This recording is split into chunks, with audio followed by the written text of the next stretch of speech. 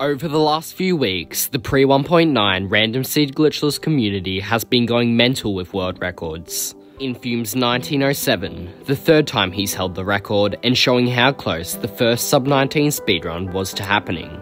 Spinnaker's 1853 finally breaking the sub-19 barrier 9 months after the sub-20 barrier, and finally, Speed Nintendo breaking the record with a time of 18 minutes and 46 seconds. With 3 world records in 1 week, it was pretty safe to say that the Pre-1.9 community wasn't expecting another just a week after Speed Nintendo's, and not only beating it, but cutting off an entire 30 seconds off the record, with crazy strategies, ones barely seen in other runs, needing much harsher resetting and game knowledge to pull off. When a runner started focusing on those sets of runs, it was bound to break the record soon. This is Nieuhs 1816.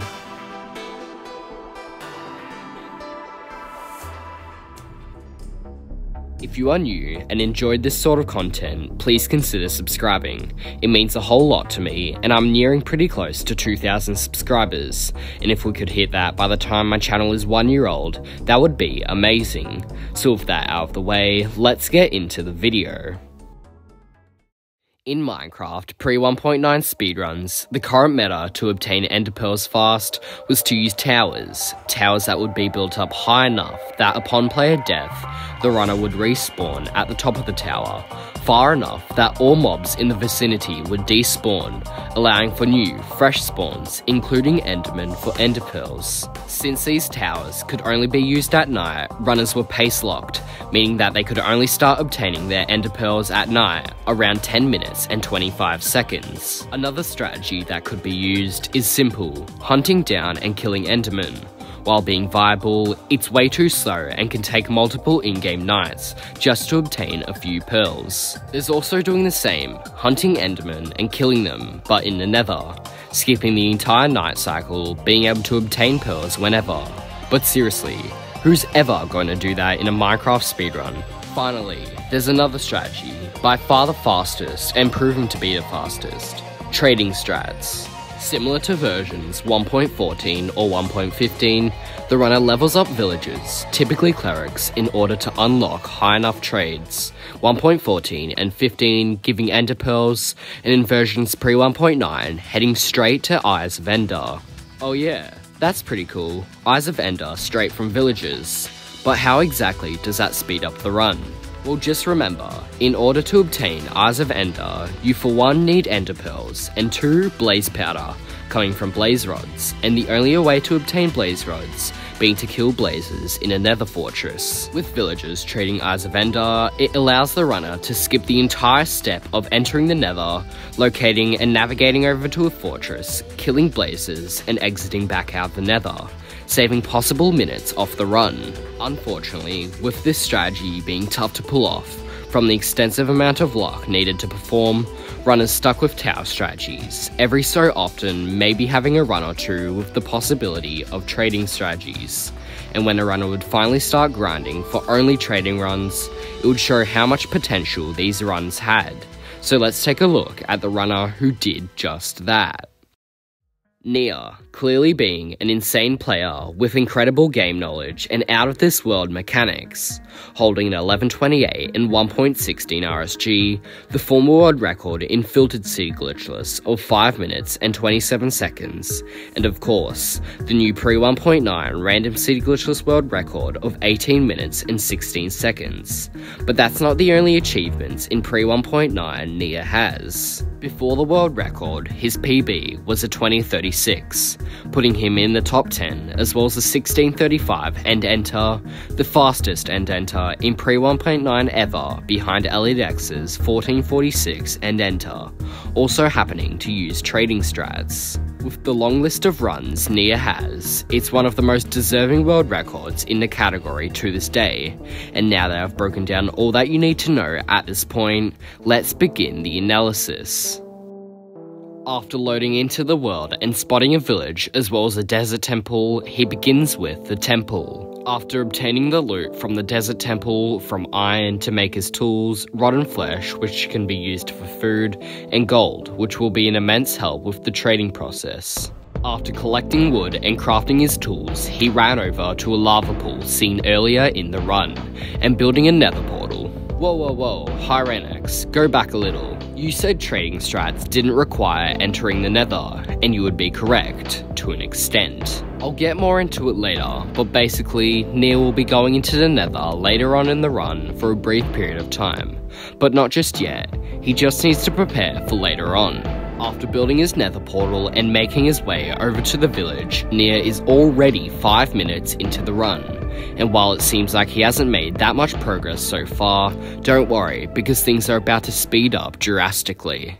After arriving at the village, Nieuh crafts the bones he got from the desert temple into bone meal, speeding up the process of growing village crops which he will farm and use to begin trading with. Nieuh finds a farmer villager and trades all the carrots and potatoes he managed to obtain from the farms, with the villager giving 10 emeralds in return. Along the way, Nieuh finds a librarian, getting another emerald using paper, as well as a cleric, getting one last emerald from. Keep these villagers in mind, as they'll be the key parts to make the run what it is later on.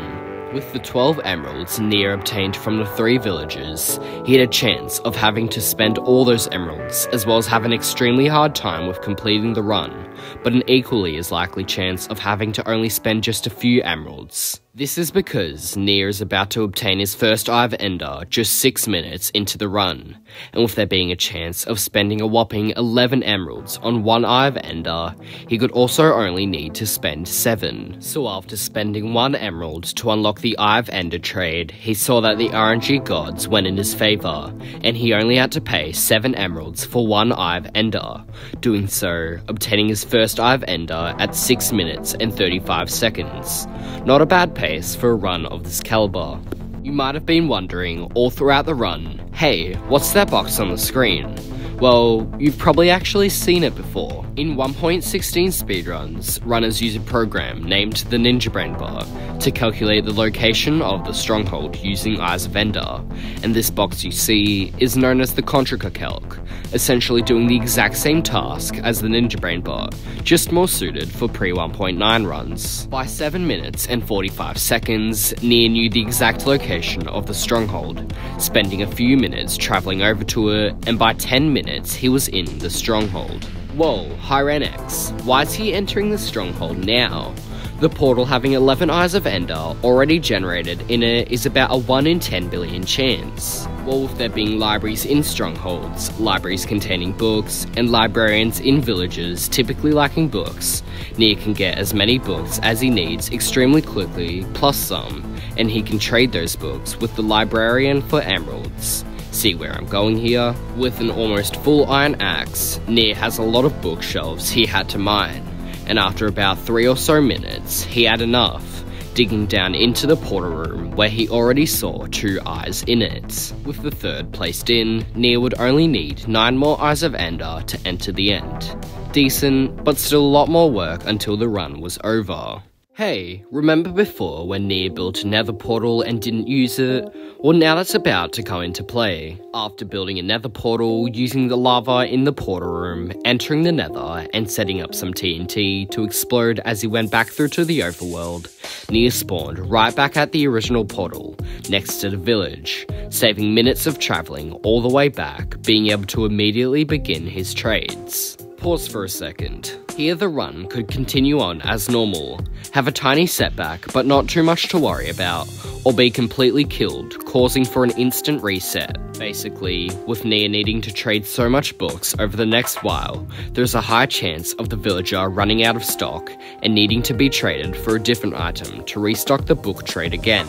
As well as that, there is also a pretty high chance that the villager completely hardlocks, meaning no more trading that item again until the next day, even if another item is bought out. From the 12 stacks of books he collected in the stronghold, the librarian took in the entire 12 stacks of books, without one single lock nor hard lock. With now having 70 emeralds, more than enough to get all the Eyes of Ender needed, Nieuh rushed right back over to the cleric, and without any hesitation, he started trading. Unfortunately getting locked, but only once, wasting essentially no time, and at 15 minutes and 15 seconds, he had all the Eyes of Ender needed and was heading right back for the stronghold. After going through the nether portal twice, as he did before, Nieuh was at his destination, and filling in the end portal frames with his Eyes of Ender, and at 16 minutes and 27 seconds, he was in the end. Just remember, this is the second fastest anyone has ever entered the end in Pre-1.9, with Eliotex's 1446 being the fastest, and almost an entire 90 seconds ahead of Nieuh's, with Nieuh's still being on easy world record pace. After building up to the end island and using the TNT collected way back at the start of the run from the desert temple, he blew up Endermen for Ender Pearls, and if you've seen a Pre-1.9 end fight in the past, you might be wondering why he needs Ender Pearls. Well, since he didn't get enough string or wool throughout the run due to not using the normal meta, he only got enough wool for 3 beds, when you would typically hope for 5 to 7 to secure the dragon's death, but luckily enough, there are ways around it. With the end crystals atop the obsidian towers also blowing up, the runner can use that explosion as if it were a bed to deal damage to the dragon, with pearling being the easiest way to get to the top of the towers as fast as possible. From Nieuh's first bed, he took his dragon's health down by about a quarter, rushing over to the nearest tower. After reaching the top, he saw the dragon charging in again, getting in place and blowing up the crystal, doing remarkable damage to the dragon, securing it to below half health. Nieuh pearls to the next tower and gets in place for the dragon, and once it comes down to charge, he blows up the crystal, leaving it with only one explosion away from death. He jumps down to a tower just below him, where the dragon instantly charges, but since Nieuh wasn't yet protected from the explosion, he couldn't blow up the crystal. Pre-1.9, with very few real-world record contenders and a small community of dedicated players. The current meta lowering the world records lower and lower to where it looks like it's finally reached its limit, with whole different strategies proving that the category is nowhere near its limit, with next to no runners taking the opportunity due to the harsh resetting and incredible knowledge required. But that wasn't going to stop Nieuh. The dragon turns in. Nieuh gets in place as the dragon soars towards him, and with one final explosion, on the faithful day of April 25th, 2022, Nieuh beat Pre-1.9 in 18 minutes and 16 seconds. Oh my god! Oh my god! Oh my god! Holy fuck! Oh my god! Holy shit! Getting rid of that cat! Holy fuck! Holy fuck! Oh my god! Oh my god! So is this the limit? Has Pre-1.9 finally been completed? Not at all. In fact, this is only the start. With a whole new meta, one faster than ever, I think we will begin to see even more world records, with runners 100% going to prepare to move on to this incredible groundbreaking strategy. Thank you all so much for watching. Make sure you subscribe to Nieuh, an absolutely insane runner with way more than just this world record to check out. As well as Nieuh, make sure you subscribe to one of the leading developers of the strategy, Eliotex. Without him, this run wouldn't have been possible. And of course, if you enjoyed, please consider subscribing to me as well. I am nearing 2,000 subscribers and it would mean the world if we could reach that sometime soon. As always, thank you all so much for watching. I really hope you enjoyed and I hope I see all of you in the next video. Goodbye everyone.